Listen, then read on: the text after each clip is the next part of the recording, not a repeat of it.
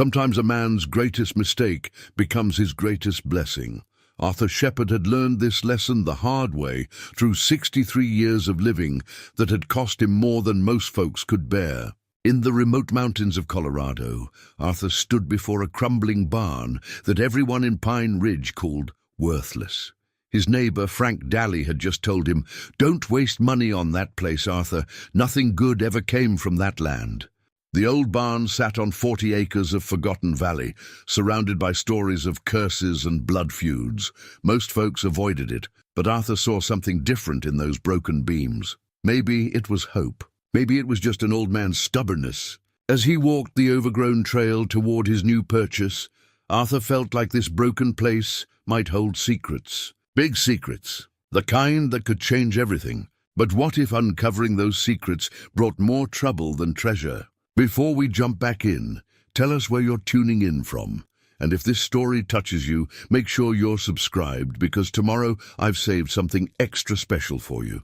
Arthur Shepherd's calloused fingers traced the thin gold band on his left hand, a habit he'd developed since Margaret passed 3 years ago. The wedding ring caught the morning light streaming through the kitchen window of his modest log cabin, perched on a ridge overlooking Pine Ridge Valley. At 63, Arthur carried himself with the deliberate movements of a man who'd learned that rushing through life only led to regret. The cabin felt too quiet these days. Margaret's coffee cup still sat in the same spot on the kitchen counter where she'd left it that last morning, before the cancer finally claimed her gentle spirit. Their son David's military portrait watched over the living room from the mantel, his army uniform crisp and proud in the photograph taken just months before that roadside bomb in Afghanistan stole their boy away forever. Arthur poured his black coffee and stepped onto the covered porch, breathing in the crisp mountain air that still carried hints of pine and morning frost.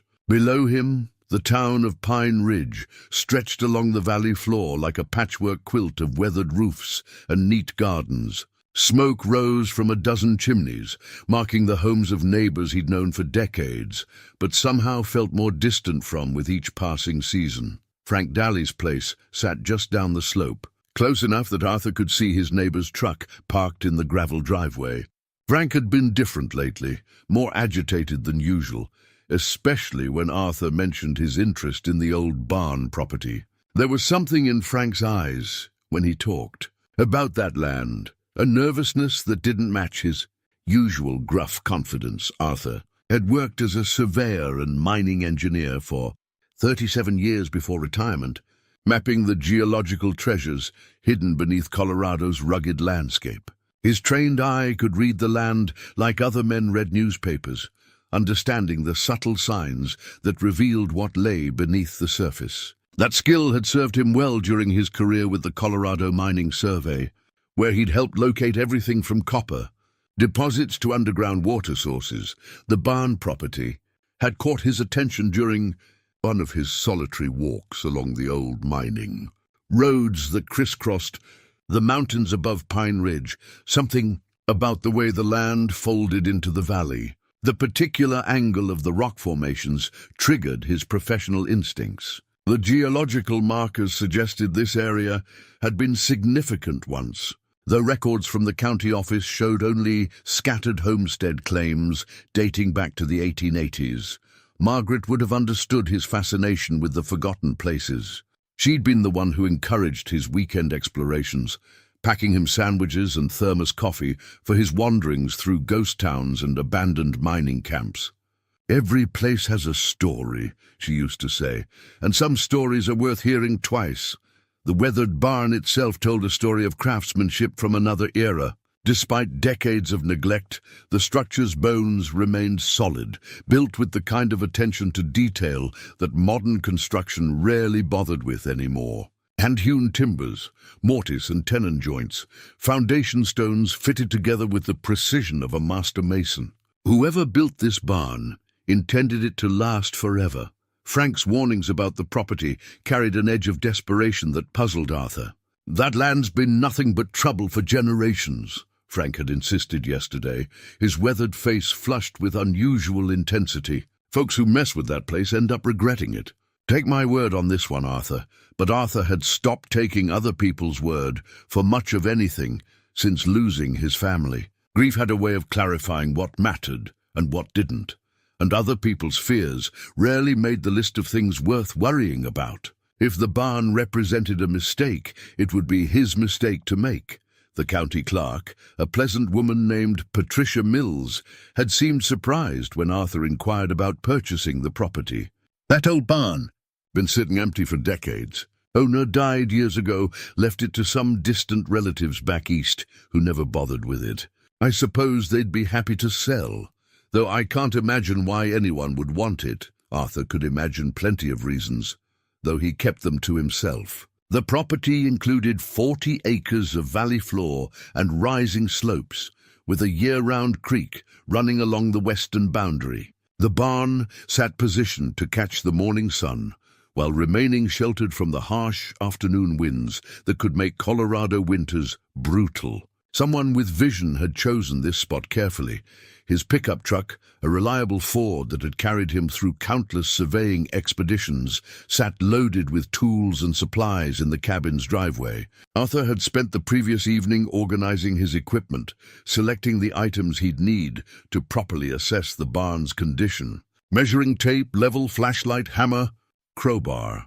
The basic tools of a man who believed in understanding what he was getting into before committing himself. The morning sun climbed higher above the eastern peaks, painting the valley in shades of gold and amber that reminded Arthur why he'd chosen to make his home in these mountains. Some men needed cities and crowds to feel alive, but Arthur found his peace in the vast silence of high country, where a man could think clearly and make decisions based on something deeper than fear or fashion. Pine Ridge itself embodied the kind of small-town values that seemed increasingly rare in modern America. People here knew their neighbors, helped during hard times, and respected the unspoken codes that made community life possible. But every small town carried its secrets too, and Arthur suspected the barn property sat at the center of one of Pine Ridge's older, deeper mysteries. The local coffee shop, Mabel's Cafe, served as the unofficial headquarters for town gossip and opinion. Arthur made it a point to stop by most mornings, not because he craved company, but because listening to the casual conversations of longtime residents often revealed more about local history than any official records. Yesterday's discussion about the barn property had been particularly enlightening. "That place gives me the shivers," admitted Carol Peterson, whose family had ranched in the valley since the 1920s. "My grandmother used to tell stories about strange lights seen up there on dark nights. Said it was best left alone. But old Maya Kraus, who'd lived in Pine Ridge longer than anyone else still breathing, had offered a different perspective. Lights, hell! That land's got history is all. Good land too, if a man had the spine to work it proper. Course, some folks prefer their history buried and their land empty." The subtle tension between Carol's superstition and Maya's hints at deliberate concealment intrigued Arthur's engineering mind. Mysteries had logical explanations, even when those explanations had been deliberately obscured by time or human intention. The barn property represented more than just real estate. It was a puzzle, waiting to be solved. Arthur finished his coffee and checked his watch. 8:30. Time to drive into town and complete the paperwork that would make him the official owner of 40 acres of worthless land and one cursed barn. Patricia Mills had promised to have everything ready for signing by 9 o'clock, and Arthur believed in being punctual, especially when making decisions that might change the course of his remaining years. The drive down the mountain road gave him time to consider what Margaret and David would think of his latest project. Margaret would probably smile and remind him that life was meant for living, not just surviving. David would want to know the tactical assessment. What were the risks? What were the potential benefits? What was the exit strategy if things went wrong? Arthur's exit strategy was simple. He didn't have one. At 63, with no family left to worry about and enough savings to see him through his remaining years, the luxury of taking calculated risks felt like one of the few privileges age had granted him. If the barn project proved to be folly, at least it would be interesting folly. Frank Daly's truck was nowhere to be seen as Arthur drove past his neighbor's driveway, though Arthur noticed fresh tire tracks leading up toward the barn property. Curious, Frank claimed to avoid that land, yet someone had been driving up there recently. Arthur filed the observation away for later consideration. The county office sat on Pine Ridge's main street, a modest brick building that housed the various bureaucratic functions necessary to keep rural Colorado civilization functioning. Arthur parked his truck and walked through the front door at exactly 9 o'clock, ready to sign whatever papers would make him the proud owner of one mysterious barn and 40 acres of allegedly cursed Colorado mountain land. Patricia Mills spread the paperwork across her desk with the efficiency of someone who'd processed thousands of property transfers over her 20-year career. "This is fairly straightforward, Mr. Shepard. The estate's asking price is actually quite reasonable, considering the acreage involved." Arthur reviewed the documents carefully, his engineer's mind automatically cataloging the details. 40 acres, mineral rights included, creek access, no liens or encumbrances. The price was indeed reasonable, suspiciously so, given the current Colorado real estate market. "The estate representatives seem eager to sell," he observed. "They've been trying to unload this property for years," Patricia confirmed, sliding the deed across the desk. "Can't say I blame them. It's not exactly prime development land. What with all the local superstitions and such." Arthur signed his name with deliberate strokes, officially becoming the owner of the most avoided property in Pine Ridge County. The deed felt substantial in his hands, its legal weight representing more than just a real estate transaction. Something about this moment felt like crossing a threshold from which there would be no easy return. "Congratulations," Patricia said, stamping the final documents.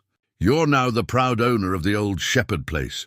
Arthur's pen stopped midway through signing the final form. "The Shepard place?" Patricia looked up, realizing she'd revealed something unintended. "Well, that's what some of the old-timers called it back in the day." "Before my time, of course. Just local nickname, probably." "Probably," Arthur agreed, though his pulse had quickened. Shepard wasn't a common name in these parts. He made a mental note to investigate this coincidence more thoroughly. The morning sun had climbed higher by the time Arthur drove his loaded pickup truck up the winding dirt road toward his new property. The barn sat exactly where he'd remembered it, weathered but somehow dignified in its decay. Like an old man who'd maintained his pride despite hard times, Arthur parked near the structure and stepped out, breathing in air that seemed different now that he owned the land beneath his feet. The barn's massive sliding door hung askew on rusted hinges, but the frame remained square and true. Someone had built this structure to last centuries, not decades. Inside the barn, shafts of sunlight pierced through gaps in the siding, illuminating dust motes that danced in the still air. The floor consisted of thick wooden planks, darkened with age but still solid beneath Arthur's boots. The craftsmanship impressed him. Hand-forged hardware, mortise and tenon joints held tight without nails. Stone foundation blocks fitted together with mathematical precision.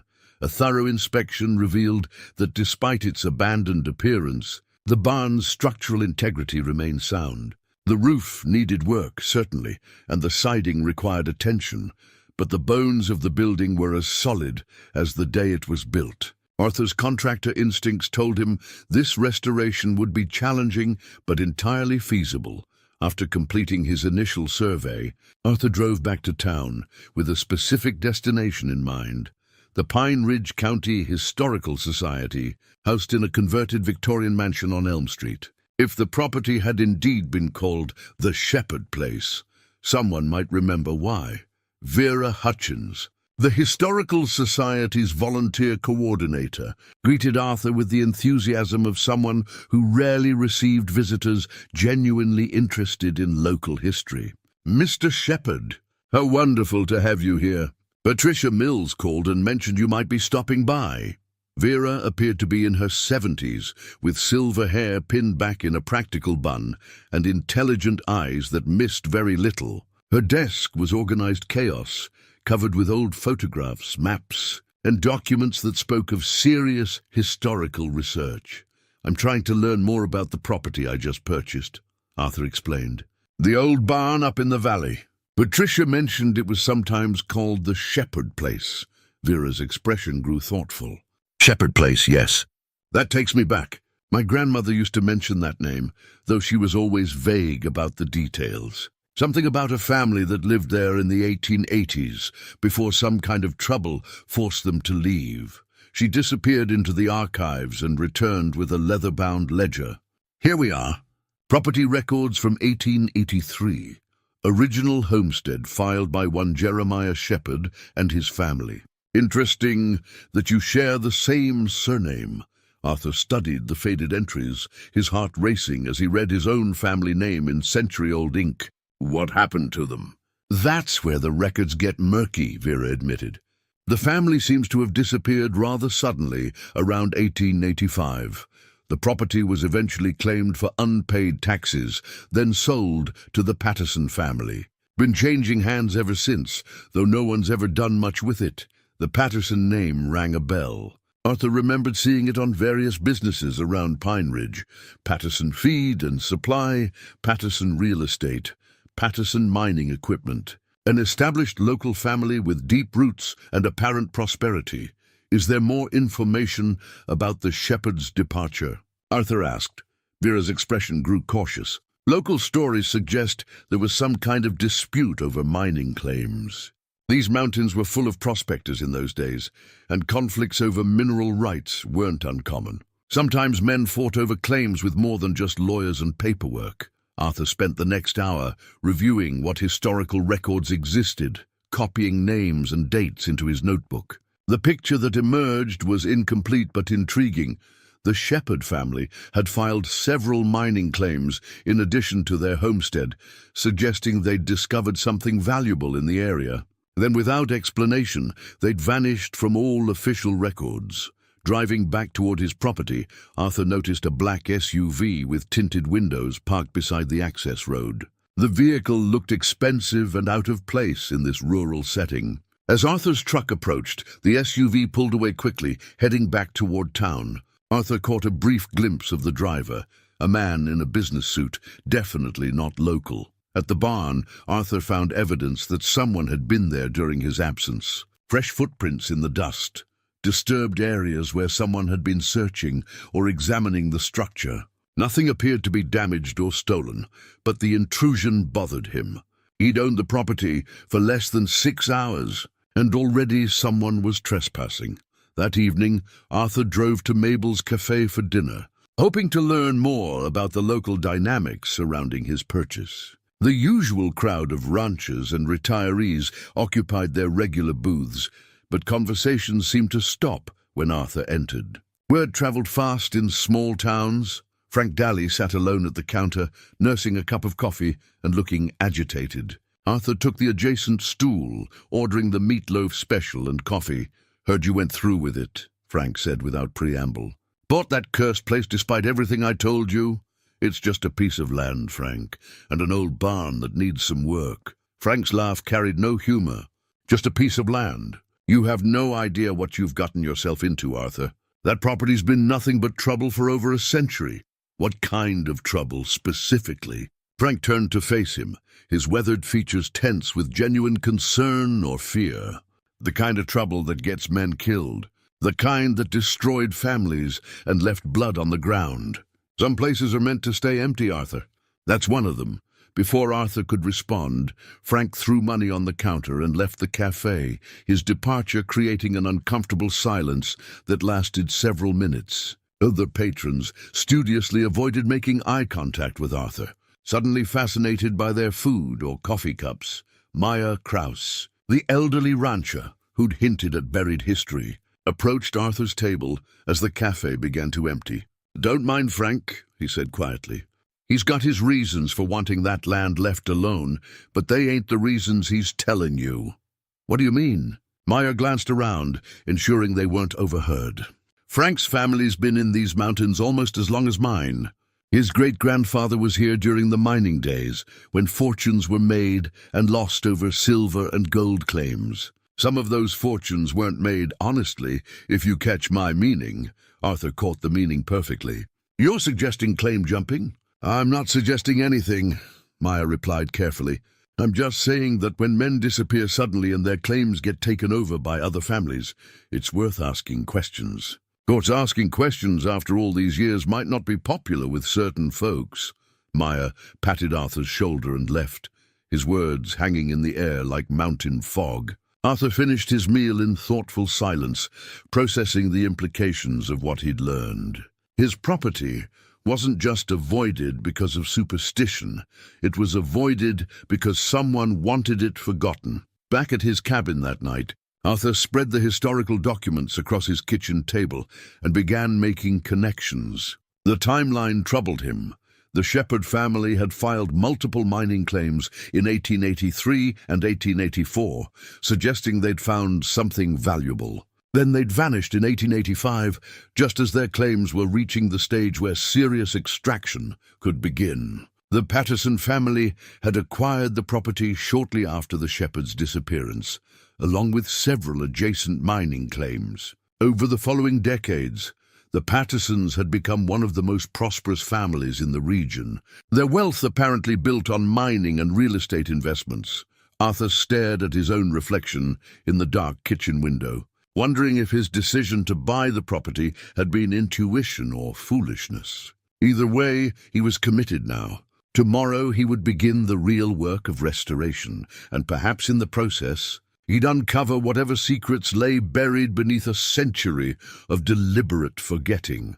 The barn seemed to be waiting for him, patient as the mountains themselves, ready to reveal its mysteries to someone with the courage to ask the right questions. Arthur arrived at the barn before sunrise, his truck loaded with tools and supplies for the restoration work he'd planned. The morning air carried the crisp bite of early autumn, and mist rose from the creek that bordered his property. Working with his hands had always been Arthur's preferred method of thinking through problems, and this particular problem seemed to require considerable thought.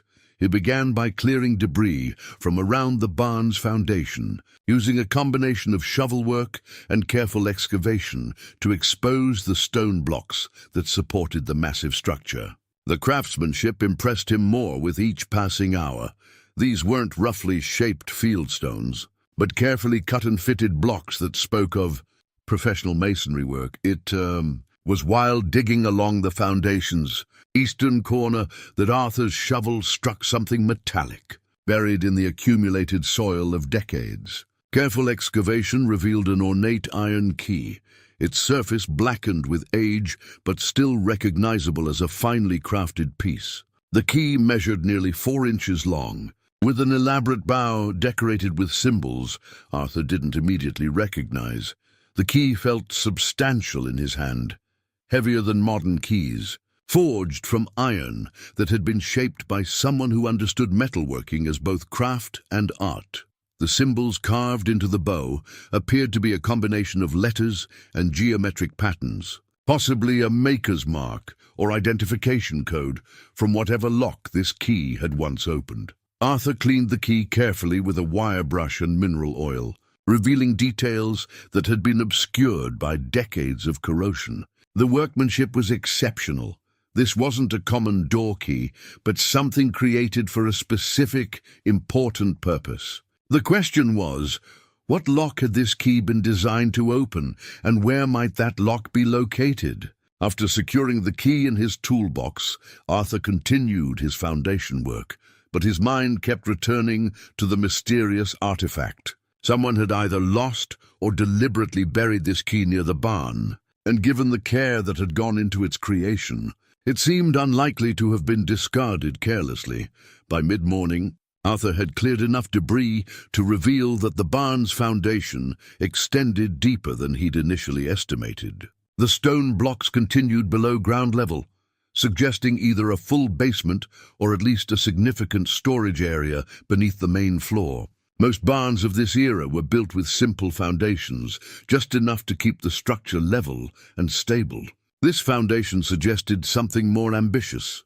The sound of an approaching vehicle interrupted his work. Arthur looked up to see a silver sedan navigating the rough access road, moving carefully to avoid the worst ruts and rocks. The car was clearly not designed for rural roads, its low clearance and clean finish marking it as belonging to someone from town, possibly someone unaccustomed to mountain driving.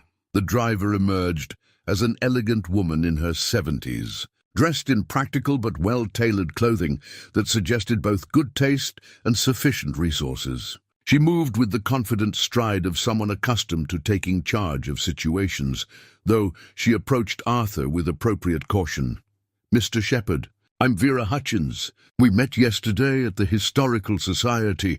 Arthur set down his shovel and walked over to greet her properly. "Miss Hutchins, I didn't expect to see you out here. I spent last night thinking about our conversation," Vera explained, "and I realized there might be additional resources that could help with your research. Sometimes the most interesting historical information doesn't make it into the official records." She produced a manila folder from her car, thick with photocopied documents and old photographs. "These are materials my grandmother collected over the years. She was quite interested in local history, particularly the mining era. I thought you might find them useful." Arthur accepted the folder gratefully, already eager to examine its contents. "That's very generous of you. Can I offer you coffee? I brought a thermos." They sat on a pair of sawhorses Arthur had positioned near his work area, sharing coffee and examining the historical materials Vera had brought. The documents painted a more detailed picture of 1880s Pine Ridge, when the discovery of silver deposits had transformed the sleepy mountain community into a bustling mining town. "Your property sits right in the heart of what was once the most active mining district," Vera explained, pointing to a hand-drawn map from 1884. "According to my grandmother's notes, there were at least 6 major claims filed in this immediate area." Arthur studied the map carefully, noting that the Shepherd family's homestead occupied a central position among the various mining claims. "Strategically located," he observed. "Very much so. Whoever chose this spot understood both the geology and the politics of mining claims. They positioned themselves to control access to several of the richest deposits in the valley." One photograph particularly caught Arthur's attention, a formal portrait of a bearded man in his 40s, standing beside a woman and 3 children, in front of what appeared to be the same barn where Arthur now worked. The family looked prosperous and confident, dressed in their Sunday best for the photographer's camera. "That's Jeremiah Shepherd and his family," Vera said, noticing Arthur's interest. "Taken in 1884, just a year before they disappeared." Arthur studied his ancestor's face, looking for family resemblances across the generations. The man had the same strong jaw and direct gaze that Arthur saw in his own mirror, though Jeremiah's expression carried an optimism that Arthur's life had long since tempered. What was Jeremiah's background? Was he an experienced miner? According to these records, he'd worked claims in California during the gold rush before coming to Colorado. He knew the business, understood geology and mining techniques, not the kind of man who would abandon a promising claim without excellent reasons.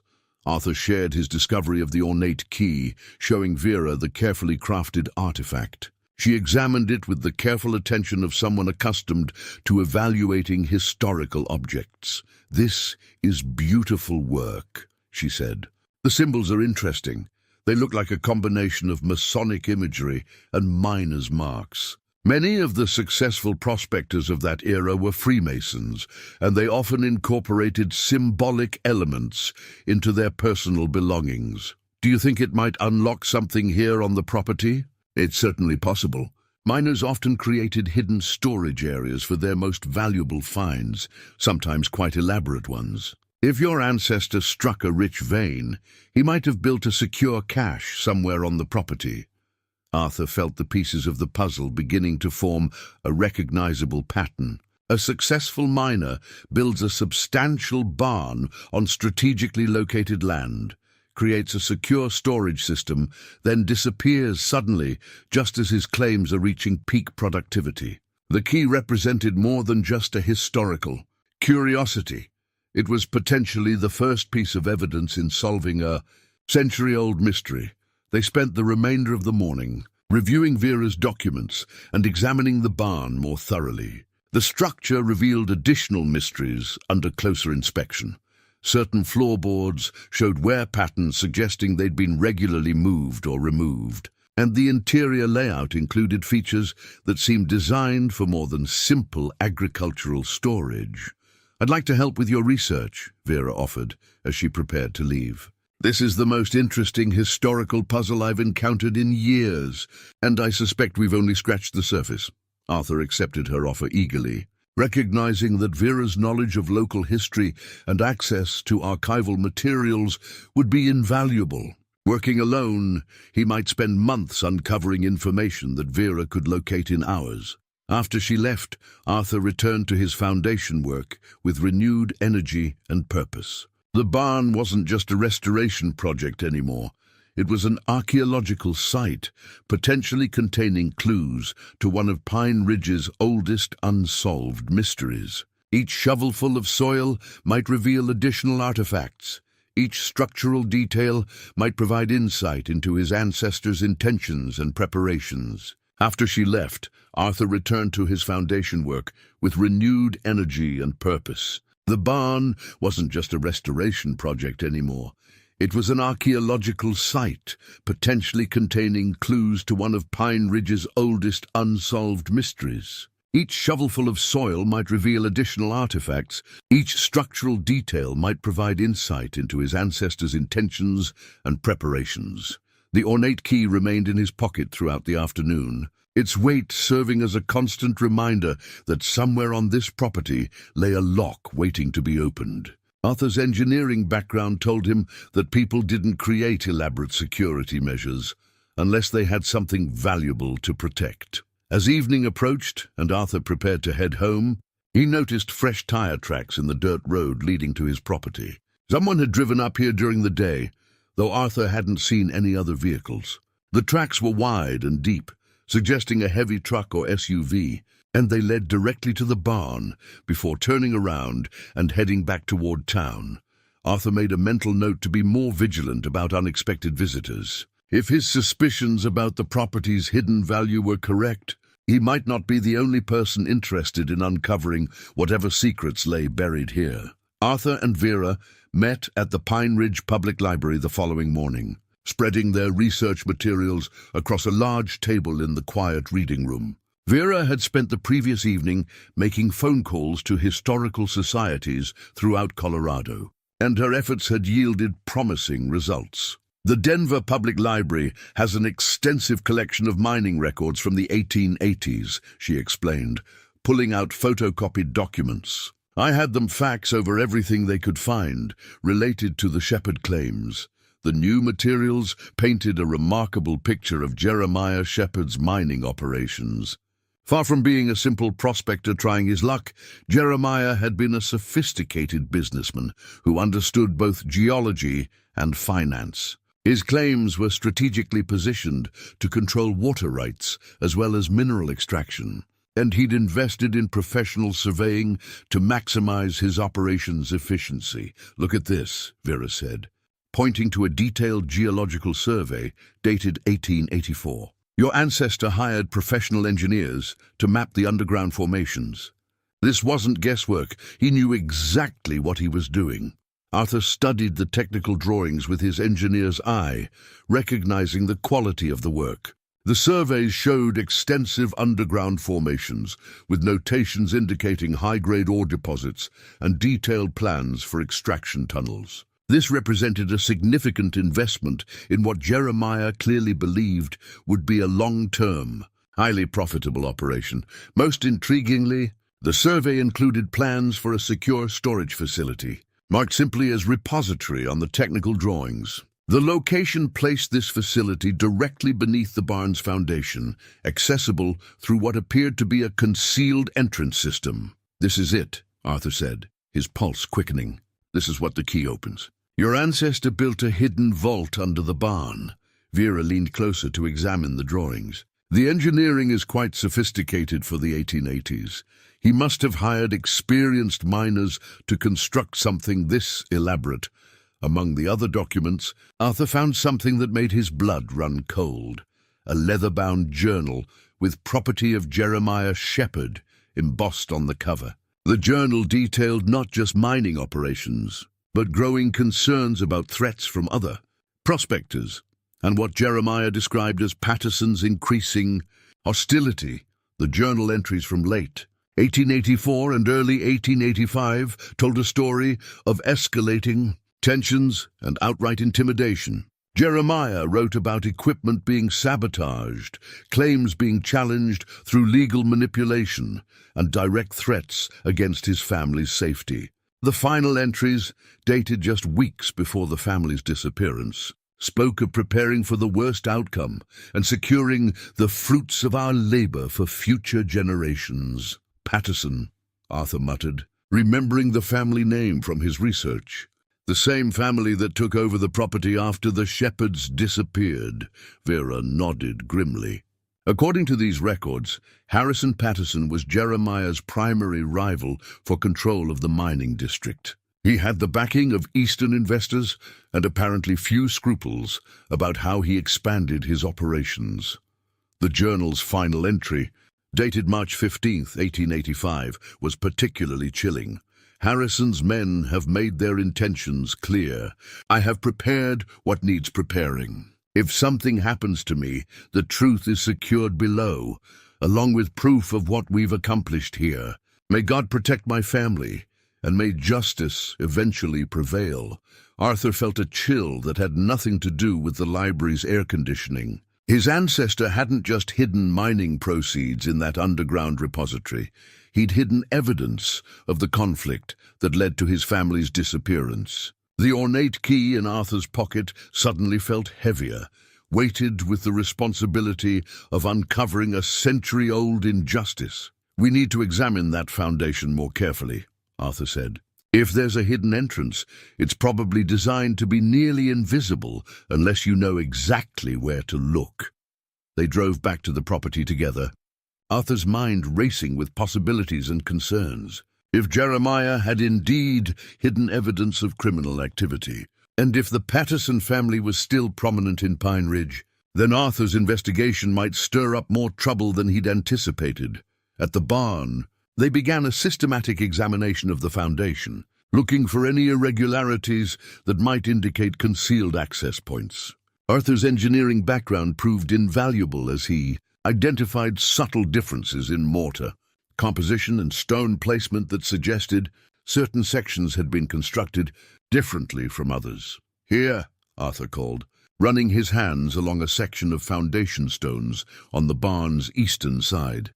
"These stones are slightly different from the others. The mortar's a different color, and there's a pattern in the placement that doesn't match the surrounding work." Vera joined him, and together they examined the area more closely. What had initially appeared to be random stone placement revealed itself as a carefully designed puzzle. Certain stones protruded slightly more than others, and when Arthur pressed them in a specific sequence suggested by the journal's cryptic notations, he heard a distinct clicking sound from within the wall. "Incredible," Vera breathed as a section of the foundation shifted slightly, revealing the outline of a hidden panel. "Your ancestor was quite the engineer himself." The concealed panel measured approximately 3 feet square, held in place by an ingenious mechanism that required both the correct sequence of pressure points and the ornate key Arthur had discovered. When he inserted the key into a nearly invisible slot and turned it, the panel swung inward on carefully balanced hinges, revealing a dark passage leading beneath the barn.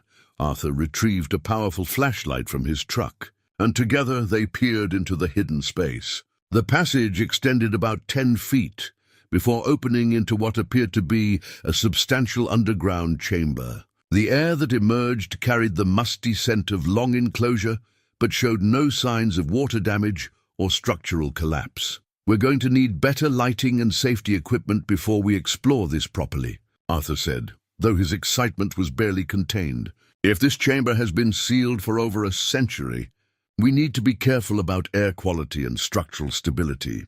As they secured the hidden panel and prepared to leave, Arthur noticed movement on the ridge above the property. Someone with binoculars was watching them from the tree line, positioned to observe their activities without being easily spotted. When Arthur pointed out the figure to Vera, the watcher quickly disappeared into the forest.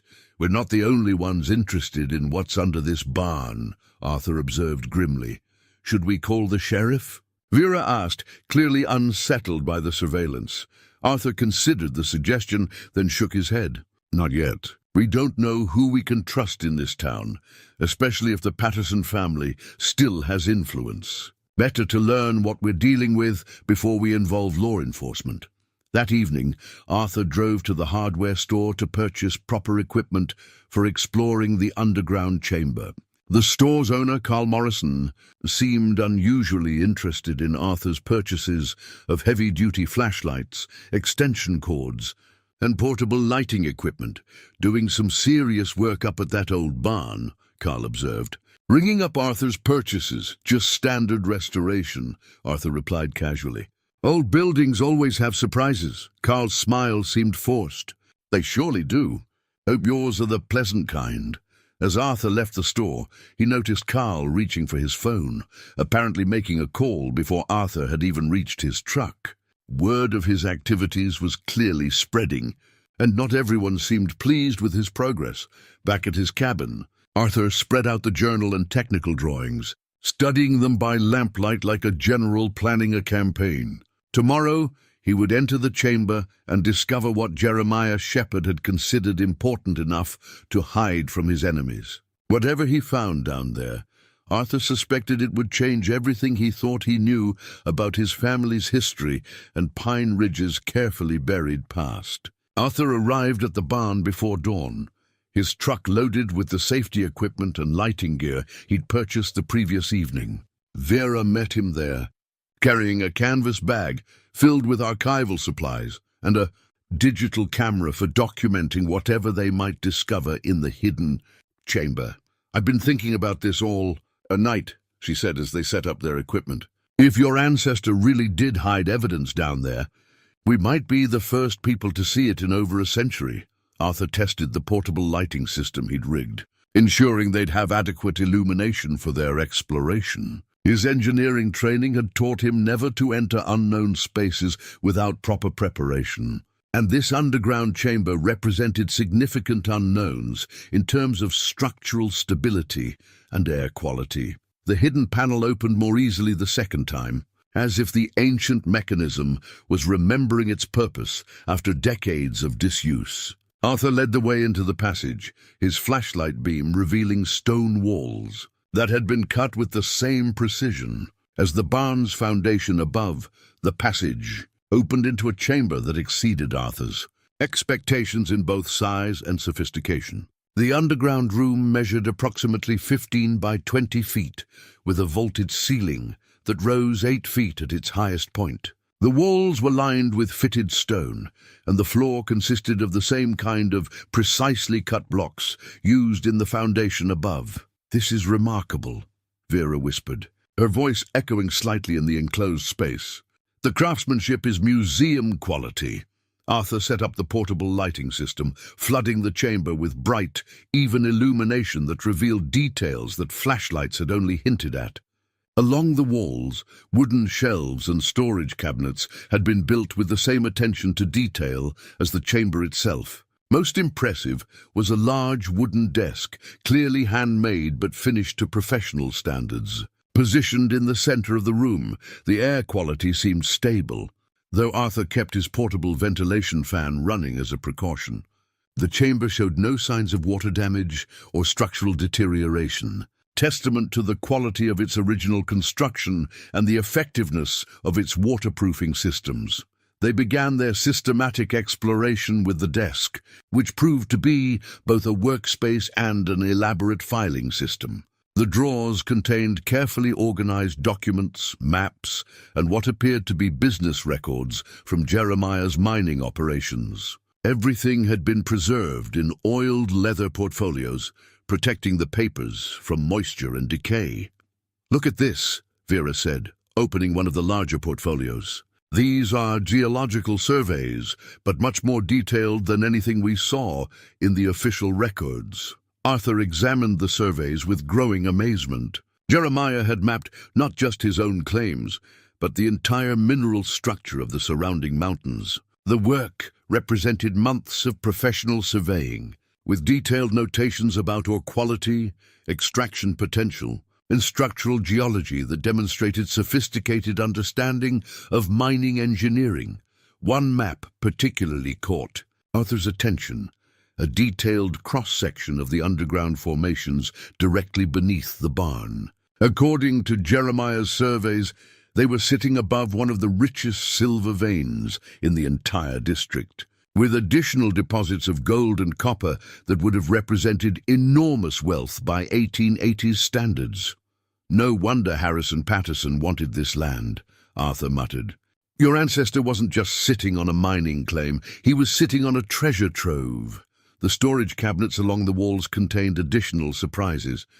One held mining equipment, professional-grade tools for extracting and processing ore, all maintained in perfect condition despite their age. Another contained what appeared to be processed metals, small ingots of silver and gold, carefully labeled with extraction dates and purity assessments. But the most significant discovery waited in the chamber's far corner, a reinforced cabinet that required a second key, which they found hidden in a secret compartment within Jeremiah's desk. This cabinet contained what Jeremiah had described in his journal as proof of Harrison Patterson's criminal activities. The documents told a story of systematic fraud, intimidation, and worse. Harrison Patterson had been bribing county officials to manipulate mining claim records, using hired gunmen to drive legitimate prospectors from their claims, and forging documents to steal mineral rights from their rightful owners. Jeremiah had meticulously documented each crime, collecting sworn statements from victims and copies of forged documents that proved Patterson's guilt beyond any reasonable doubt. "This is incredible," Vera said, photographing page after page of evidence. "Your ancestor was building a criminal case against Patterson. He wasn't just protecting his own interests. He was trying to expose a conspiracy that was stealing from dozens of miners." Arthur found himself filled with admiration for his ancestors' courage and integrity. Jeremiah hadn't been content to simply defend his own claims. He'd taken on the responsibility of documenting and exposing the corruption that was destroying honest miners throughout the district.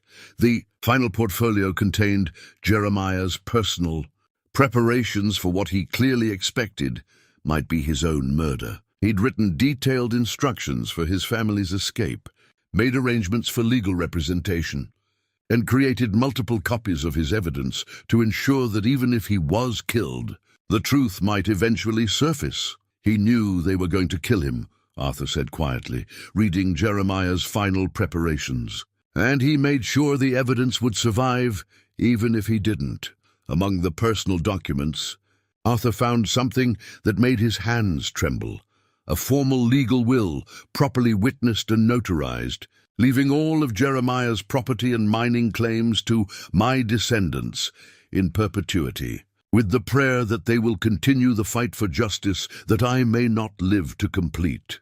"Arthur," Vera said softly, "do you understand what this means? If this will was never properly probated, if your family was driven away before it could be executed, then legally, then I might be the rightful owner of all of Jeremiah's original claims," Arthur finished. "Not just the barn property, but potentially dozens of mining claims throughout the district."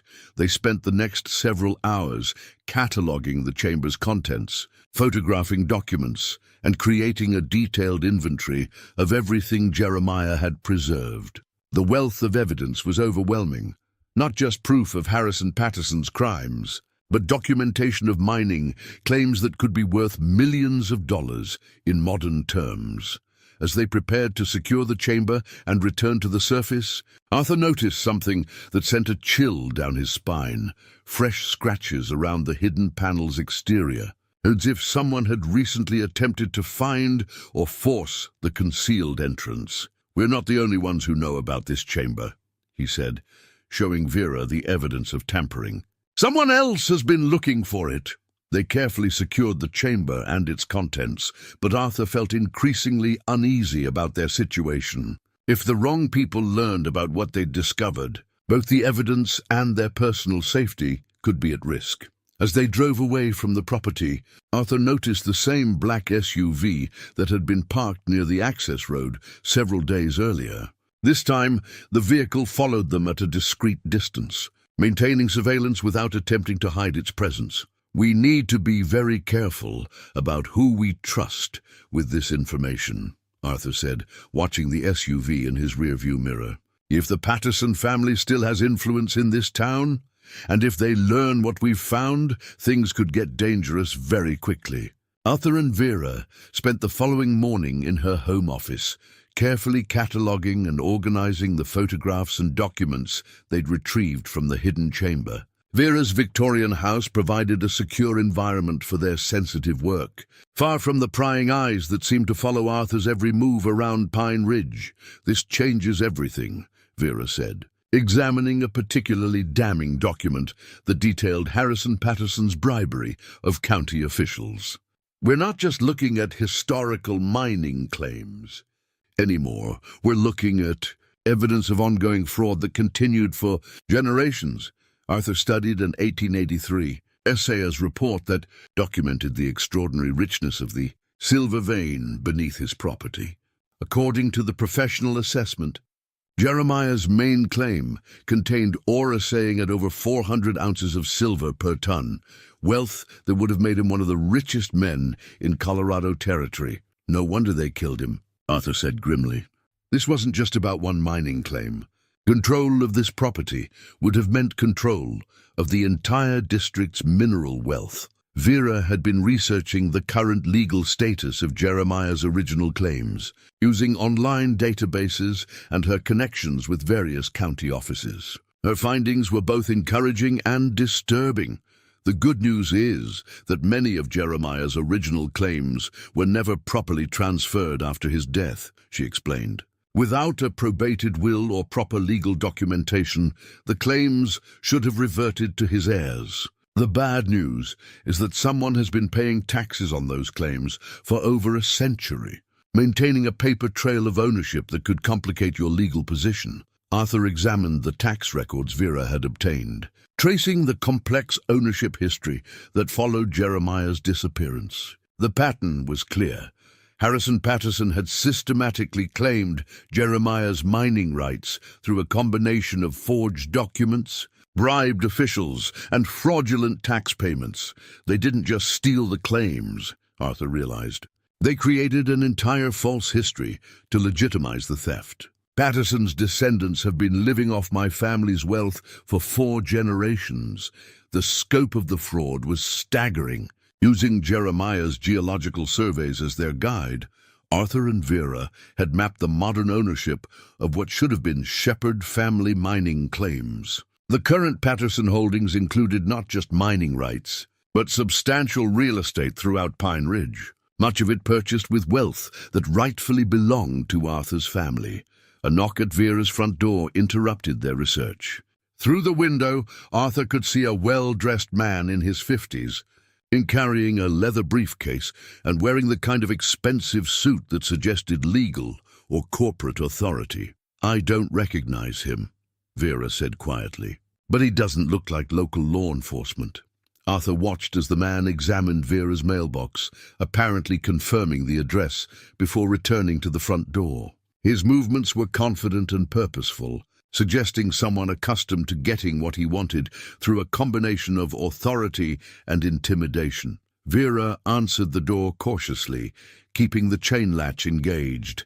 "May I help you, Ms. Hutchins? My name is Richard Sterling, and I represent certain business interests with concerns about recent activities on the old Shepherd property. I wonder if we might have a conversation about your research into historical mining claims." Arthur felt his blood pressure rise. Word of their discovery had clearly reached someone with the resources to hire expensive legal representation. Sterling's polished appearance and carefully neutral language marked him as the kind of lawyer who specialized in making problems disappear, regardless of their legal or moral complexity. "I'm not sure what you're referring to," Vera replied. "I occasionally help local residents with historical research, but I don't discuss my work with strangers." Sterling's smile carried no warmth. "I think you'll find it worth your while to reconsider that policy. My clients are prepared to offer very generous compensation for any historical documents or artifacts that might have been discovered recently. They're also prepared to ensure that individuals who cooperate with their interests enjoy continued good health and prosperity." The threat was subtle, but unmistakable. Arthur moved closer to the door, making his presence known without directly confronting Sterling. "Sometimes the knowledge that you weren't alone was enough to discourage immediate aggression. As I said, I don't discuss my work with strangers," Vera repeated. "If your clients have legitimate concerns about historical properties, they should contact the appropriate county offices." Sterling's expression hardened slightly. "My clients prefer to handle these matters privately, without involving bureaucratic complications. I trust you'll give careful consideration to the wisdom of cooperation versus the potential consequences of obstruction." He placed a business card on Vera's doorstep and walked back to his car, a black luxury sedan that matched the description of vehicles Arthur had noticed, conducting surveillance around his property.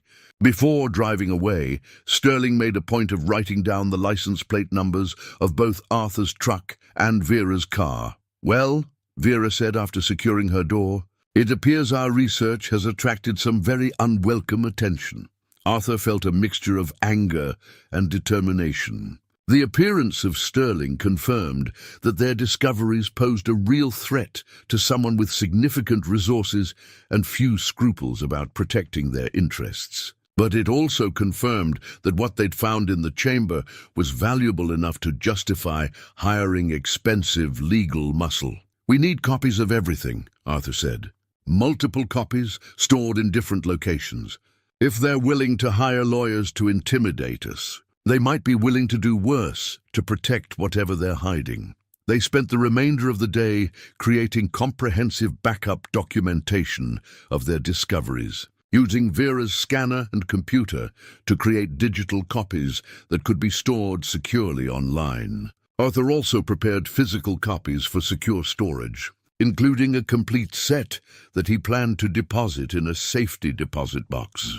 As evening approached, Arthur noticed the same black SUV he'd seen before, parked across the street from Vera's house. The vehicle had been there for over an hour, its occupants apparently content to maintain open surveillance without attempting to hide their presence. "They're watching us," Arthur told Vera, pointing out the SUV. "Should we call the police?" Arthur considered the suggestion, remembering Frank's warnings about the Patterson family's influence in local affairs. "Not yet. We don't know who we can trust in the sheriff's department. Better to be prepared for trouble than to risk revealing our evidence to the wrong people." That evening, Arthur drove home by a circuitous route, using back roads and multiple direction changes to confirm that he was being followed. The surveillance was professional, but not particularly subtle. Whoever was watching him wanted him to know he was being watched. At his cabin, Arthur checked his security systems and loaded his hunting rifle, placing it where it would be easily accessible if needed. He'd served 2 tours in Vietnam as a combat engineer, and while that had been decades ago, some skills never completely faded. Before going to bed, Arthur called Vera to confirm she was safe and to coordinate their plans for the following day. They agreed to meet at the county courthouse, where they would begin the legal process of establishing Arthur's rightful claim to his ancestors' mining rights. As Arthur settled in for the night, he reflected on how dramatically his quiet retirement had changed in just a few days. What had begun as a simple property restoration had evolved into something much more complex and dangerous, a fight for justice that would require all the courage and determination he could muster. Arthur returned to the hidden chamber early the next morning, this time accompanied by a portable document scanner and additional lighting equipment. He wanted to create perfect digital copies of every document before proceeding with any legal action. The stakes had escalated significantly since Sterling's visit, and Arthur understood that preserving the evidence was now a matter of both financial and personal survival. As he worked methodically through Jeremiah's carefully preserved files, Arthur discovered a portfolio he had somehow missed during their initial exploration. Hidden in a secret compartment within the largest cabinet, the leather folder bore the ominous label "Final Evidence" in Jeremiah's distinctive handwriting. The contents of this final portfolio made Arthur's hands shake as he read. These weren't just business documents or legal records, they were detailed accounts of murder. Jeremiah had witnessed and documented the systematic killing of miners who refused to surrender their claims to Harrison. Patterson's operation. The first document was a sworn statement describing the death of a German prospector named Klaus Müller, who had discovered a rich gold claim adjacent to Jeremiah's property. According to Jeremiah's account, Müller had been found dead in his mine shaft with a pickaxe buried in his skull, positioned to look like a mining accident. But Jeremiah had examined the scene and documented evidence that Müller had been murdered from behind while working his claim. Subsequent documents detailed the deaths of at least 6 other miners, all of whom had been found dead under suspicious circumstances after refusing to sell their claims to Patterson. Jeremiah had meticulously documented each case, collecting physical evidence and witness statements that proved these were deliberate murders rather than mining accidents. The most chilling document was Jeremiah's account of confronting Harrison Patterson directly about the murders. Patterson had not denied the killings. Instead, he had calmly explained that the mining district was too valuable to be left in the hands of incompetent immigrants and stubborn fools. Patterson viewed the murders as necessary business expenses. No different from purchasing equipment or hiring workers, Arthur found himself staring at his ancestor's final entry, dated just 2 days before the Shepherd family's disappearance. Harrison made his position clear today. Submit to his control or join the others who have died in mining accidents.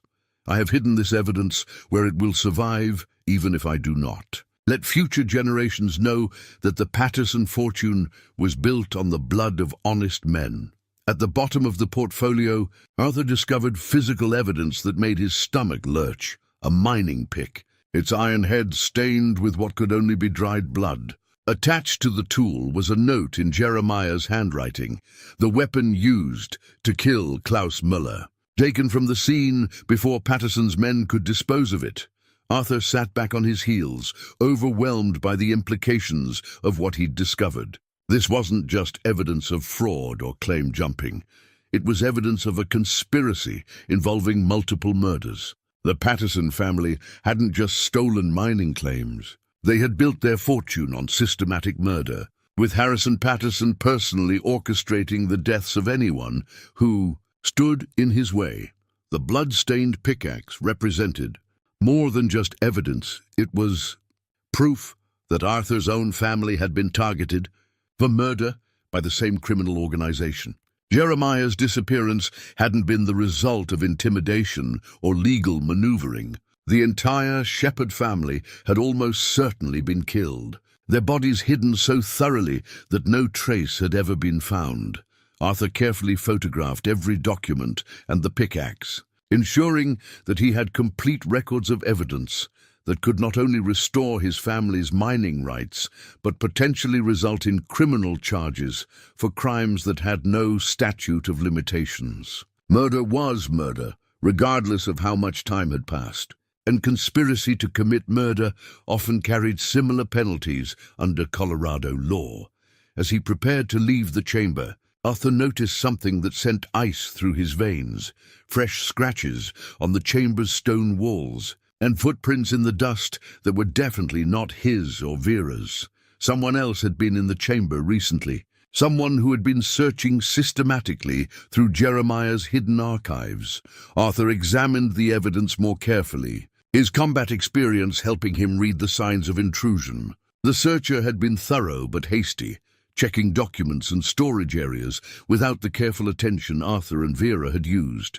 Most troubling, several documents appeared to be missing from their original locations. Though Arthur couldn't be certain what might have been taken, the realization that someone else knew about the chamber and had access to it changed everything. Arthur was no longer just racing against legal challenges or corporate intimidation.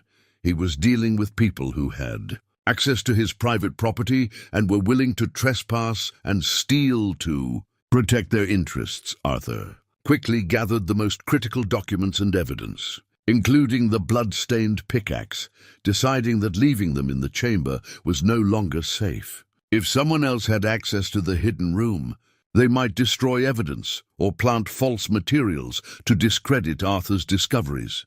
As he climbed out of the chamber, Arthur found Frank Daly waiting beside his truck, looking more agitated than Arthur had ever seen him. Frank's usual gruff demeanor had been replaced by something approaching panic, and his hands shook as he lit a cigarette with unsteady fingers. "You need to stop this, Arthur," Frank said without preamble.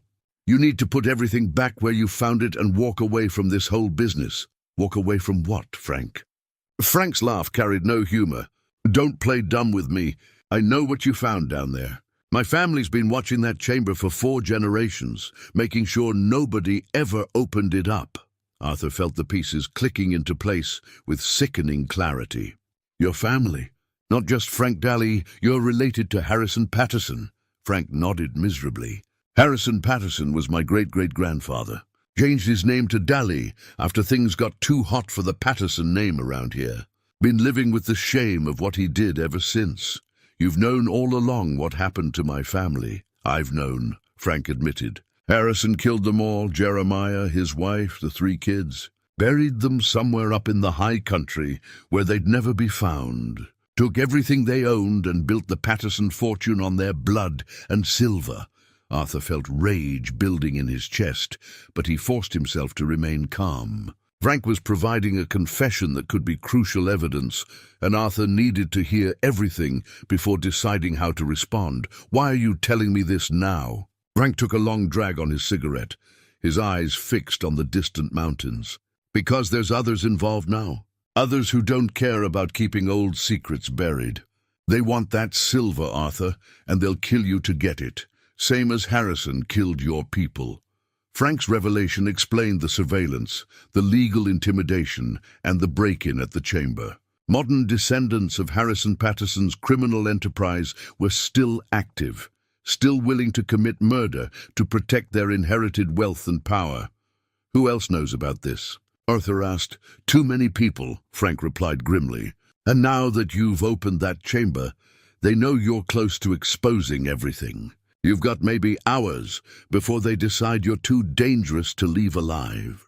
Arthur loaded the most critical evidence into his truck while Frank watched nervously from the tree line, constantly scanning the access road for signs of approaching vehicles. The blood-stained pickaxe and the most damning documents now rested in a secure case in Arthur's truck. But he knew that simply possessing the evidence wasn't enough. He needed to ensure it reached the right authorities before Patterson's. Modern descendants could silence him permanently. "There's something else you need to know," Frank said, stubbing out his cigarette with shaking fingers.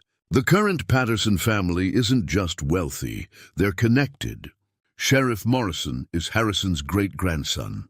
Half the county commissioners are on their payroll.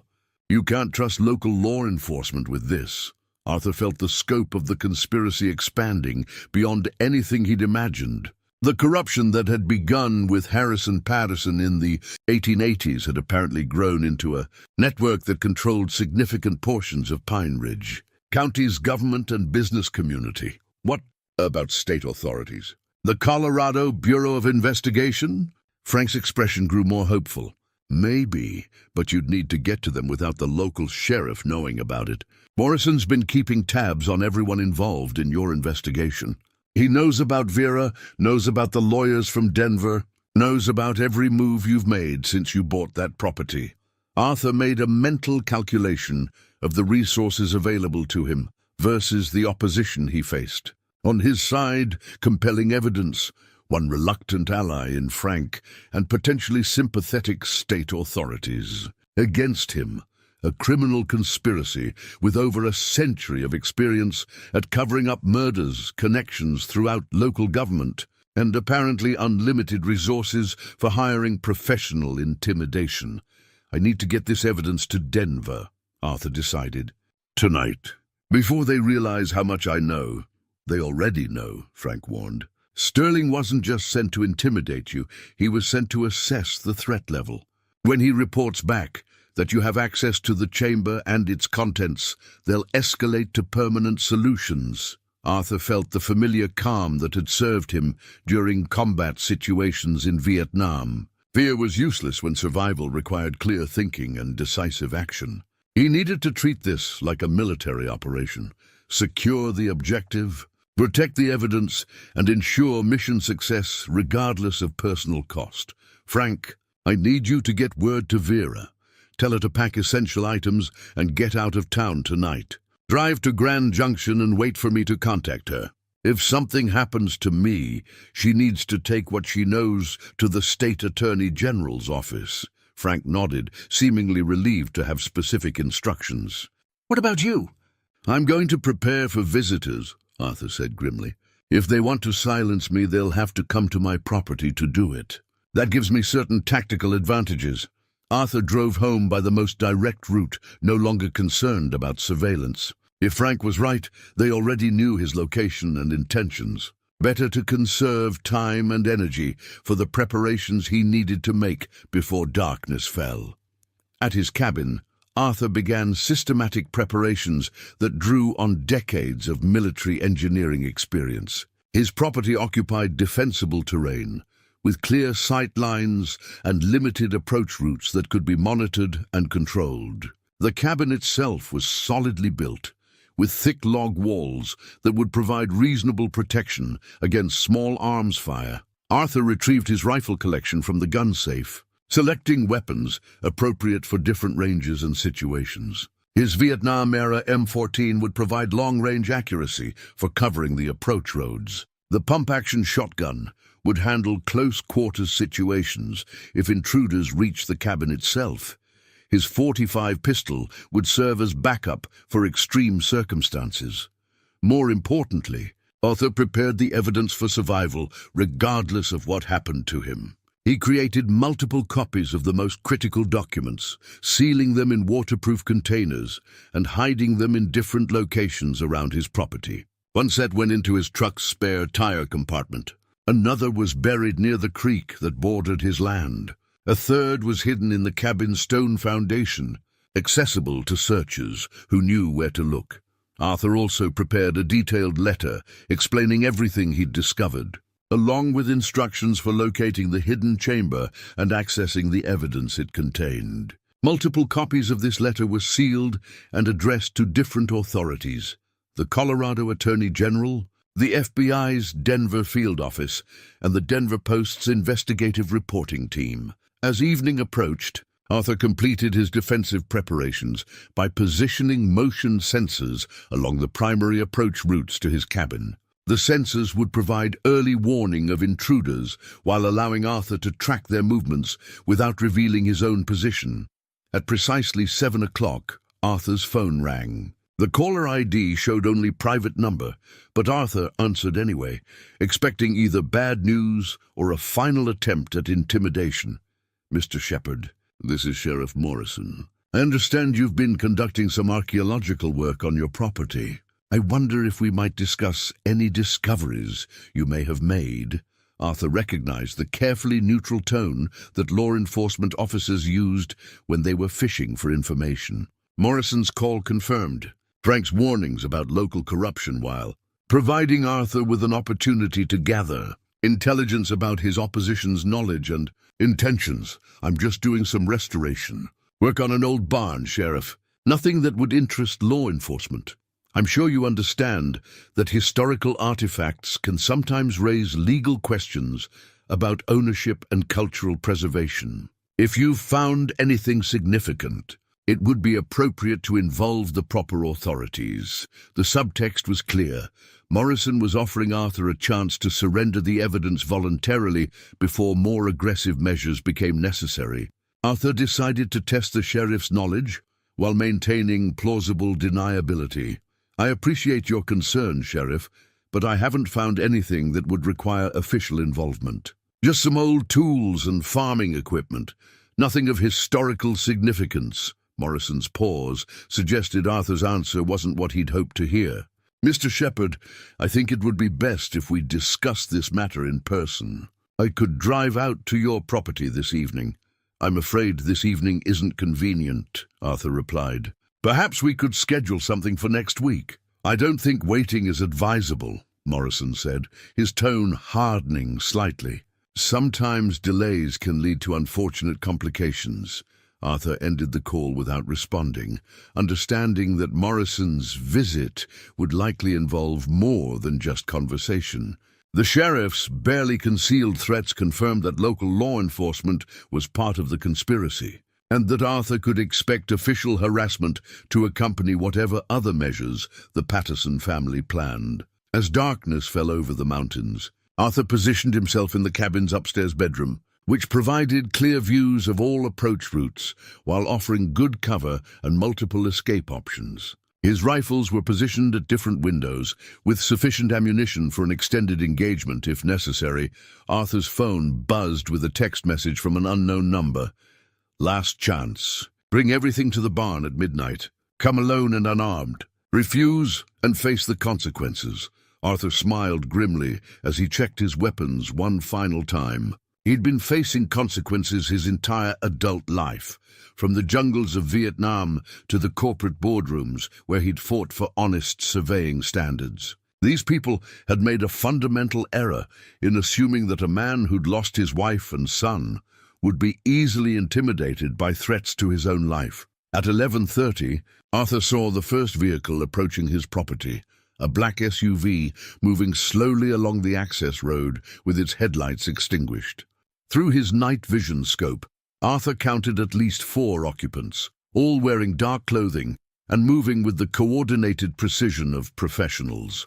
Arthur settled into his firing position and waited. If the Patterson family wanted to end this conspiracy the same way it had begun, with murder, they would discover that Arthur Shepard was a considerably more dangerous target than his ancestor had been. Arthur watched through his night vision scope as 4 armed figures emerged from the black SUV and began moving toward his cabin with tactical precision. Their coordinated approach patterns and professional equipment marked them as experienced operators, not local thugs hired for simple intimidation. The Patterson family had clearly invested in high-quality muscle for this operation.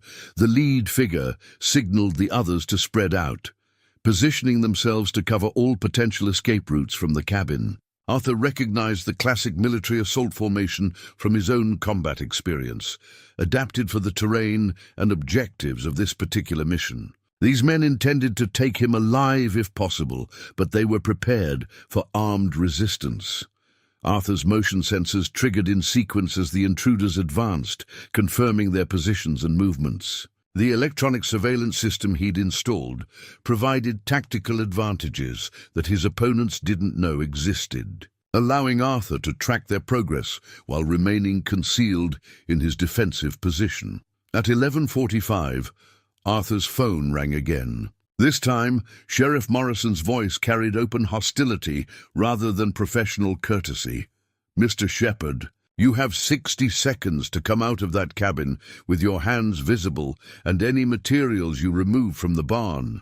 Refuse and will be forced to enter and search the premises under authority of a warrant for suspected theft of historical artifacts." Arthur smiled grimly at Morrison's attempt to provide legal cover for what was obviously an illegal operation. No judge would issue a warrant for historical artifacts at midnight, and Morrison's presence confirmed the extent of official corruption involved in covering up the Patterson family's crimes. "Sheriff, I'm not aware of any legal proceedings that would justify a search of my property at this hour. Perhaps you could return during normal business hours with proper documentation," Morrison's laugh carried no humor. "Mr. Shepard, you have 30 seconds to comply voluntarily. After that, my associates will ensure compliance through whatever means prove necessary." Arthur ended the call and focused on the tactical situation developing around his cabin. The professional assault team had reached their final positions, with 2 operators covering the front entrance, while the other 2 prepared to breach the rear doors simultaneously. Their coordination suggested extensive training and experience with similar operations. Arthur had no intention of allowing them to reach the cabin. His defensive strategy relied on engaging the intruders at maximum range, using his superior knowledge of the terrain and his carefully prepared firing positions to eliminate threats before they could coordinate an effective assault. The lead operator was crossing the open ground between the tree line and Arthur's front porch when Arthur's first shot shattered the mountain silence. The high-powered rifle round struck the man's center mass, spinning him around and dropping him to the ground before his companions could react to the threat. Arthur immediately shifted position, moving to a secondary firing point as the surviving operators scattered for cover. Their professional training showed in their rapid response to contact, but they were operating on unfamiliar terrain against an opponent who had spent decades studying every rock and tree on this property. The second shot came from a different window, targeting an operator who had taken cover behind Arthur's woodpile. The round penetrated the stacked logs and found its target, eliminating another threat while demonstrating to the survivors that their chosen cover positions offered inadequate protection. Sheriff Morrison's voice boomed through a battery-powered megaphone. "Arthur Shepard, you are under arrest for murder and assault on law enforcement officers. Surrender immediately or face the full consequences of your actions." Arthur almost laughed at Morrison's audacity. The sheriff was attempting to criminalize Arthur's legitimate self-defense against armed intruders on his own property, while providing cover for what was obviously an assassination attempt disguised as official law enforcement action. The 2 surviving operators had found better cover positions and were attempting to coordinate a flanking maneuver that would allow them to approach the cabin from opposite directions simultaneously. Arthur tracked their movements through his various observation points, noting their professional competence while calculating the timing necessary to disrupt their coordination. Arthur's third shot targeted the operator attempting to circle around the cabin's eastern side, catching him as he crossed between covered positions. The man dropped immediately, though Arthur wasn't certain whether the wound was fatal or merely incapacitating. Either way, it reduced the immediate threat while demoralizing the surviving attackers. The final operator had reached the cabin's rear corner and was preparing to breach the back door when Arthur triggered the surprise. He'd prepared for exactly this contingency. The motion-activated floodlights he'd positioned around the cabin's perimeter suddenly blazed to life, illuminating the entire area in brilliant white light that destroyed the intruder's night vision advantage. Arthur's fourth shot ended the immediate threat, leaving Sheriff Morrison alone with whatever backup support he might have waiting in reserve. The engagement had lasted less than 3 minutes, but Arthur's tactical preparation and superior positioning had neutralized a professional assault team without sustaining any damage to himself or his property. Morrison's megaphone crackled to life again. "This is your final warning, Shepard. We have additional units en route, and state authorities have been notified of your criminal actions. Surrender now and face trial, or continue resisting and face summary justice." Arthur knew that Morrison's claims about state authorities were almost certainly false. The sheriff wouldn't risk involving honest law enforcement in an operation designed to cover up century-old murders. But the threat of additional units was probably real, meaning Arthur needed to conclude this engagement quickly before facing overwhelming numbers. Arthur used his secure satellite phone to contact the Colorado Bureau of Investigation's emergency line, reporting the attack on his property and requesting immediate assistance. The dispatcher seemed skeptical of his claims about corrupted local law enforcement, but Arthur's military service record and the obvious sounds of gunfire convinced her to initiate an emergency response. CBI. Units are approximately 40 minutes from your location, the dispatcher informed him. Can you maintain your position until they arrive? Roger that, Arthur replied, slipping back into military communication protocols.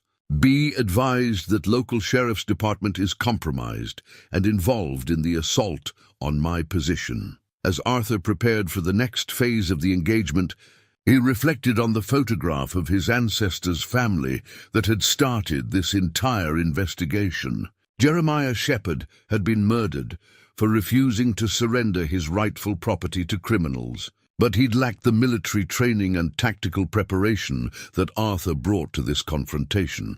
Arthur intended to ensure that the Shepherd family's fight for justice ended differently this time. The sound of approaching helicopters reached Arthur's position 20 minutes before the CBI dispatcher had promised, their distinctive rotor signatures cutting through the mountain's silence like mechanical thunder. Arthur recognized the deep thrumming of law enforcement aircraft. But he also heard something else, the higher-pitched whine of what sounded like private or corporate helicopters approaching from a different direction. Sheriff Morrison's radio chatter became increasingly frantic as he apparently coordinated with multiple units that Arthur couldn't see from his defensive position.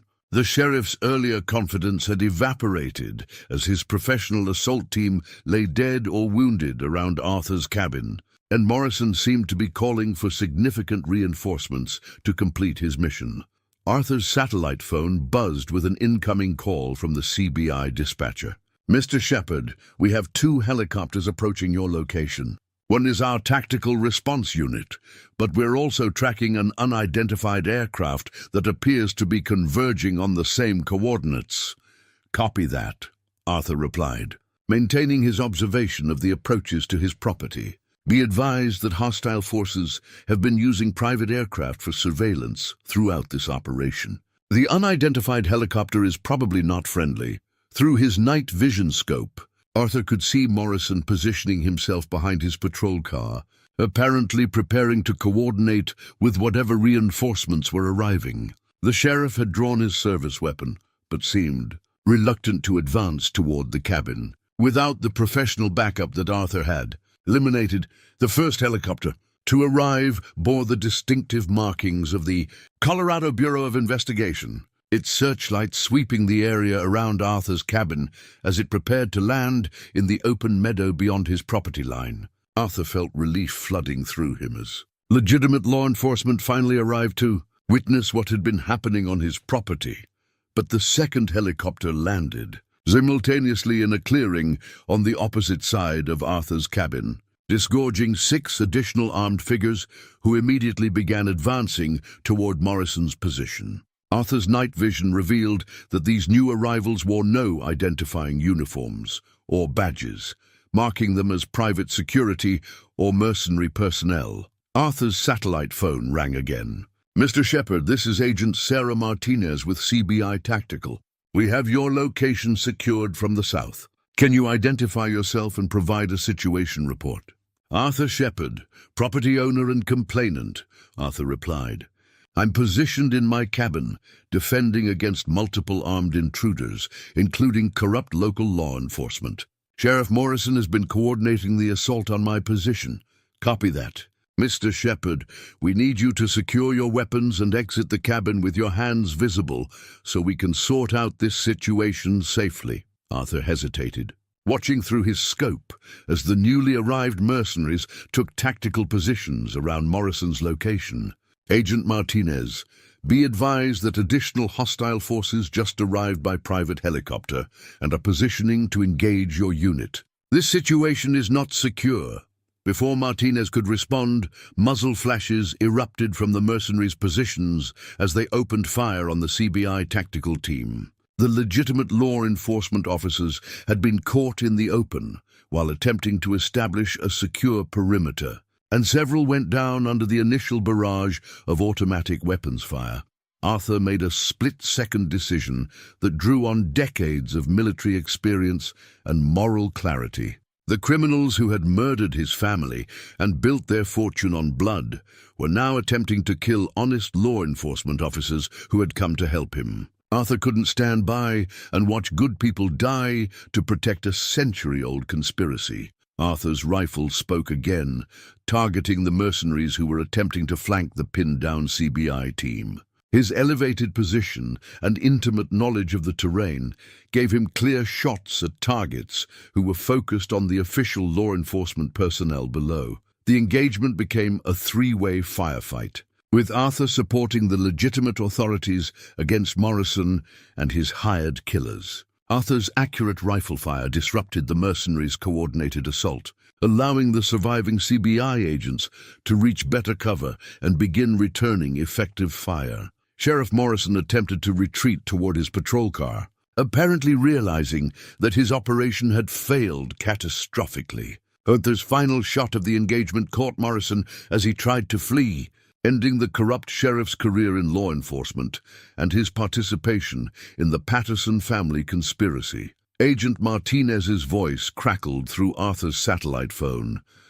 "Mr. Shepard, this is Agent Martinez. We've secured the area and need you to come out now so we can debrief and process this scene." Arthur saved his rifle and walked out of his cabin with his hands visible, finally able to surrender his defensive position to legitimate authority. As he approached the CBI team, Arthur saw Agent Martinez examining the bodies of Morrison and the mercenaries, her expression revealing professional shock at the scope of violence that had erupted around a simple property dispute. "Agent Martinez," Arthur said, "I have extensive evidence regarding the crimes that led to tonight's events. Multiple murders, document fraud, and a conspiracy that's been operating in this county for over a century." Martinez looked at Arthur with new respect, apparently recognizing that this wasn't a simple case of property owner versus law enforcement. "Mr. Shepard, I think we need to have a very long conversation about what's been happening in Pine Ridge County." Arthur smiled for the first time in days, finally confident that justice would prevail where it had failed his ancestor over a century ago. 6 months later, Arthur stood in the restored barn that had started his journey into his family's buried history, watching as Vera arranged the final display cases for what would become the Shepard Family Historical Museum. The building that had once hidden evidence of century-old crimes now served as a monument to truth and the persistence of justice. No matter how long delayed, the legal proceedings that followed that violent night had exceeded Arthur's wildest expectations. Agent Martinez and her team had uncovered a conspiracy that extended far beyond Pine Ridge County, involving multiple generations of the Patterson family and their associates in systematic fraud, murder and corruption that had influenced Colorado mining law for over a century. Frank Daly, whose confession had provided crucial corroboration for Arthur's evidence, received immunity in exchange for his testimony against the surviving conspirators. The weight of carrying his family's shameful secrets for decades had clearly taken its toll, but Frank seemed genuinely relieved to finally tell the truth about Harrison Patterson's crimes. The Patterson mining empire, as the Denver newspapers had dubbed it, crumbled within weeks, as federal investigators traced the family's wealth back to its murderous origins. Multiple family members faced federal charges for conspiracy, racketeering, and accessory to murder, while their extensive property holdings were frozen pending resolution of the legitimate ownership claims. Arthur's legal victory had been absolute and unequivocal. The federal court not only recognized his rightful claim to Jeremiah's original mining properties, but awarded him additional damages for over a century of fraudulent deprivation of his inheritance. The financial settlement exceeded $20 million, making Arthur one of the wealthiest men in Colorado virtually overnight. But money had never been Arthur's primary motivation. Justice for his murdered ancestor and the other victims of Harrison Patterson's crimes mattered more than personal enrichment. Arthur had established the Jeremiah Shepard Foundation for mining justice, dedicated to investigating and resolving similar historical claims throughout the American West. Vera had accepted Arthur's offer to serve as the Foundation's Director of Historical Research, a position that allowed her to pursue her passion for uncovering buried truths while ensuring that other families wouldn't wait a century for justice. Her expertise and connections had already identified dozens of suspicious mining transfers that warranted investigation. The hidden chamber beneath the barn had been professionally excavated and preserved as a historical site, allowing visitors to see exactly where Jeremiah had hidden his evidence of the Patterson family's crimes. The blood-stained pickaxe that had provided crucial DNA evidence for the murder prosecutions was displayed in a place of honor, labeled simply as evidence of truth. Arthur walked through the museum's carefully designed exhibits, each one telling part of the story that had been deliberately concealed for generations. Photographs of the murder victims lined one wall, their names and stories finally receiving the recognition that had been denied them in life. Interactive displays allowed visitors to examine copies of Jeremiah's geological surveys and understand the vast wealth that had motivated Harrison Patterson's criminal enterprise.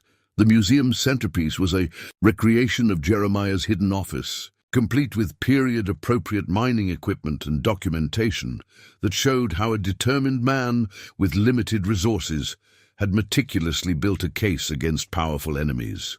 School groups frequently visited this exhibit, learning about the importance of documenting injustice and standing up for truth, even when facing overwhelming opposition. Arthur had kept his promise to his son's memory as well. The David Shepard Memorial Scholarship provided full college educations for children of military families, ensuring that young people would have opportunities that war had stolen from David. The scholarship recipients often visited the museum, learning about the connection between their educational opportunities and Arthur's fight for his family's justice. Pine Ridge itself had undergone significant changes following the exposure of the Patterson conspiracy. New leadership in the sheriff's department and county government had restored honest administration to local affairs, while federal oversight ensured that similar corruption couldn't take root again. The town had initially struggled with the notoriety surrounding the revelations, but tourism related to the museum and the historical significance of the area had more than compensated for any economic disruption. Arthur's own transformation had been perhaps the most remarkable aspect of the entire story. The isolated, grieving widower who had purchased a worthless barn had become a nationally recognized advocate for historical justice and governmental accountability.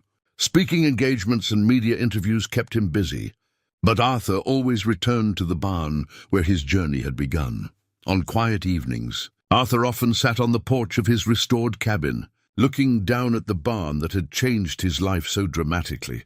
Margaret's coffee cup still occupied its place on the kitchen counter, but now it served as a reminder of love's endurance rather than a monument to loss. Arthur had found purpose in his remaining years, and the peace that came with knowing he had honored both his ancestors' courage and his son's sacrifice. Frank Daly had become an unexpected friend. The two men bonding over their shared experience of carrying family burdens and their mutual commitment to ensuring that truth prevailed over convenient lies. Frank helped maintain the museum grounds and often shared his perspective with visitors, explaining how secrets and shame could poison multiple generations unless someone found the courage to expose them. As Arthur prepared to lock up the museum for the evening, he noticed a familiar car pulling into the parking area.